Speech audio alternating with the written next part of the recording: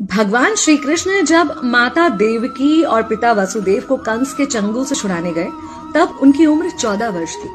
उनकी माता ने उनसे पूछा कि बेटा तुम तो भगवान हो, तो तुम हमें पहले ही कंस के चंगुल से छुड़ा सकते थे, इतनी देर क्यों कर दी? तो कृष्ण जी ने कहा, माता क्या पिछले जन्म में आपने मुझे 14 वर्ष का वनवास नहीं दिया था? माता हैरान रह गई, बोली ये क्या कह रहे हैं आप? तब कृष्ण जी ने बताया कि पिछले जन्म में मैं राम था और आप थी माता कैकेयी और आप ही ने मुझे 14 वर्ष का वनवास दिया था और कर्म फल से कोई नहीं बच सकता माता, इसलिए आपको 14 साल का ये दुख सहना पड़ा। तब आश्चर्यचकित होते हुए माता ने पूछा, तो फिर यशोदा पिछले जन्म में कौन थी?